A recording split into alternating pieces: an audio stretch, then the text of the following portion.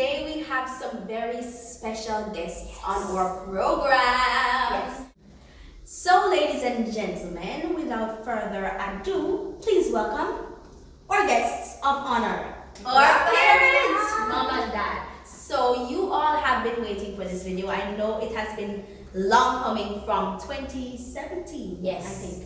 And people have been asking and asking, who are the parents? Who are the parents? So, Where are the ladies and parents? gentlemen, you get to finally meet our parents. Mom and dad, would you like to introduce yourselves? Hello everybody. Hi everyone. Okay, so I'm Dad. And I'm Mama. Yes. So just for clarity, I am Mark Quinn. And this is Nicole. For short, you can call him Mark. Yes. So Marvin and Nicole Foster. Okay. Thank you, Mom and Dad, for sitting down to be the lab rats for our new interview. So, how did you meet? Yes, we'd like to hear that. Yes. Gentlemen before ladies. No, I think you're responsible for that section. Okay. We met because I was busy doing the Lord's work. Okay. Amen. Okay. I think, do you want to hear anything more about that? Yes, of course. Okay. Well, we are married to, my sister got married to his brother. Right. So, And I must add that that was not planned no, it wasn't planned. for the record. Right.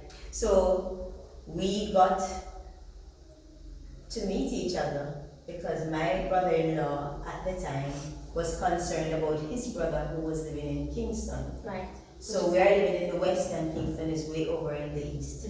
So Dad was living in Kingston. Right. So I said to him, I'll use this as a project where I can support him, doing missionary work. I'll call him, I'll encourage him along the way, and of course I'll give you feedback as to how he's doing. Because at the time he did not have a telephone in the community where Oh, the good old days. Me and my brother Yes. in the rural community that he lived Thank you. did not have access to a landline. And cellular phones were not very Common in those Common. days. Yes. I mean, for where we are. That is. Yes.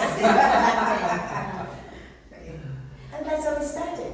Yes, So- and that was the start of a wonderful relationship. First as best friends, as you told me before, and then as a couple, and then getting married, and bam, we came about. So So let me just clarify that I want to have a relationship like Mom and Dad's own.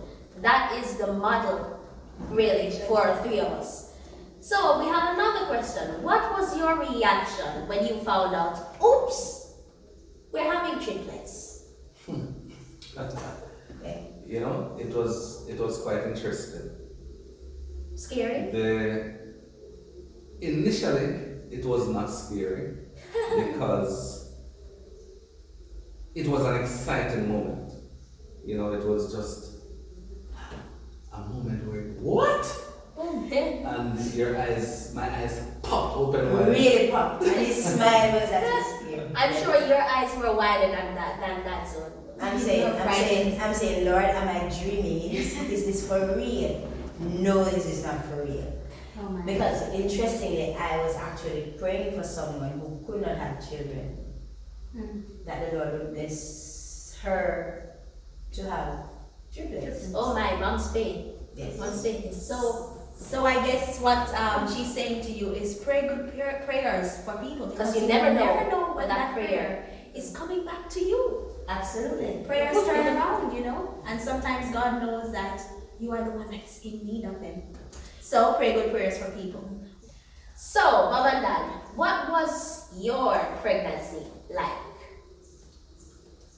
What was our pregnancy like?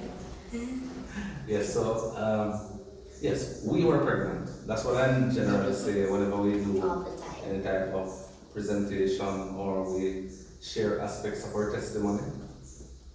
And I'm very passionate about that because there are still good men who are in society. Hallelujah. However, I think because there are many negative expectations because of some of the negative things that have been done by many of our men. We are all, in many ways, placed in the same category, Yes. and the same things are expected from all of us. Yes. That's true. But I can assure you that there are still men out there who are willing to be with their wife, to go to the clinic with them. So you're saying that's what you did? Yes. Yes. Who will go whenever they have their appointments, who will get up in the nights and help with the babies in this space. Yeah. You know, and so you want to talk about pregnancy. What So was what it like? what was it like? Physically, well, the doctors thought that this was something that was totally unnatural because I did not have any morning sickness, swollen feet, no nothing. I know that something was strange happening on the inside, but apart from that, it was a great pregnancy. I told myself I'm going to enjoy this pregnancy because It's the first and the last, right? thank you read my mind, exactly. That was it. But we had a great pregnancy. God was faithful. So I know that you were young in your marriage, and we just came along a year after. So how did you balance building a relationship? Yes. And having children and parenting. Right, because sometimes having children can affect some marriages. That's what some people say. So, Hold on a second. What kind of interview is this?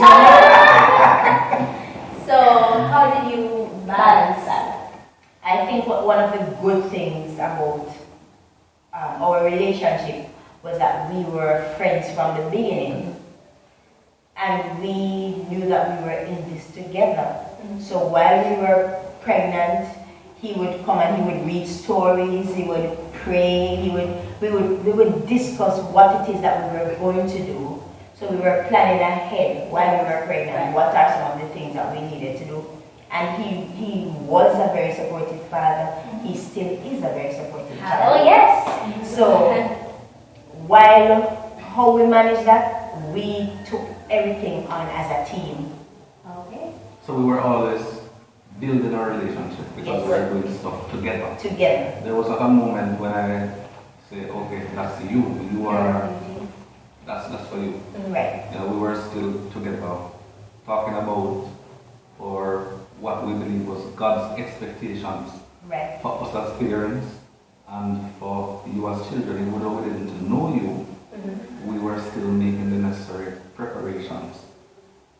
Financially, that was a challenge. Having just gotten married a year when she conceived. So we were in our second year of marriage when you came along. We decided to pop our little heads into this world and we never turned back. Yes. So we've been, going on ever since. So how did you choose the names? What is the significance behind our names? And when did you choose those names? We believe that names are very significant. When you look in the Bible, you see all of those names of the different characters, and you realize that every name had a purpose. And the mere fact that the doctor said that it was possible that we would not be having children, and the mere fact that God gave us 3, I know for a fact that you were here for a purpose. Like every other child that is born, every child is born with a purpose. So we wanted names to reflect not just their purpose, but also you should be constantly be reminded of the God that created you. Yes. So we got names that had meanings. right. So when did you, because you told us that it was the same night. That you were in labor. night. Very same We night finalized the that we names. finalized. I mean, it was probably just a few minutes after we decided on the last name Yes. that we realized that Nicole started, your mom started having contractions, and they started becoming more frequent. Right. So Because we the were names- praying about these names, God give us the right names. We wanted names to best fit. I said, I don't know who is inside, but we wanted a name that would best fit the personality of each of you. And God did it.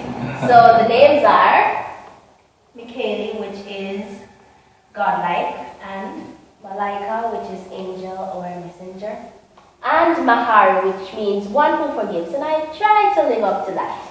And I know we have a lot of African friends. Yes. African mainly from the continent of Africa. yes. And so what we find is that while there are names that have some African connotations, in different African nations you may find the names may be a little bit different, but in some ways similar. The most common that we hear about is Malaika's name. Yes. Okay, so tell us about the production Oh and the yes. first few months. Yes. Boy. Those were difficult days. Hard.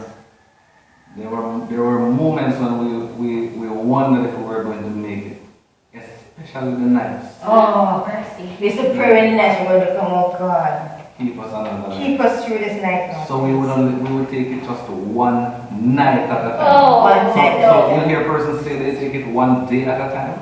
We took it one one night night at a time. at a time. And so when we see it touches a certain time in the morning and we know that okay, in a little while the sun is going to start coming up. That's your marker. That's when we said yes. We We made made it it through one more night. I mean those first few weeks you would get up every 2 hours on the dot. Did you say every few weeks, baby, or is it every? I mean, Well, the maybe first the first few months. For the first Every few months. 2 Thank hours. you. Every 2 hours. on the Hours dot. on the dot. How did you manage? And this is it. So the production line. Let's say I'm feeding one or I'm feeding two. One time, guys. Right? So when I'm through with one, then Marvin will take over one. So she will feed, Right? I'll burp, Yes. change, put back to bed. And then I hand over another one. Get the second one, Wow. burp, change, put back to bed. Okay, the next So one. we call it a production line. And in addition to that, dear, please remind them it doesn't mean 2 hours and then Another you are one. sleeping. It means that within that 2 hour space of feeding, feeding, burping, changing, and putting you back to bed. There's a possibility that one of us will be up by the time we finish with the last one. Well, generally what we find happen is that you would sleep together Yes. and you would wake up together. Thank God. And so I remember there was this particular night, it was rough. Wow. It was a bad night because after we did that particular work of feeding, burping, changing, First one said, that's 2 hours. Exactly 2 hours on the dot. Oh. And it was time to start the process all All over over again. again. Oh man. So think before you decide to pray for triplets. Yes. Please. That's a good idea. And you don't get a special when you have triplets. Right? You don't get a coupon that says, okay, this is a triplet special. Ladies and gentlemen, join us next time for part 2 of this lovely interview. Right. Yes, so we are the foster triplets And we parents. see, yes, and Foster parents triplets and and parents. Yes. And we'll see you next time.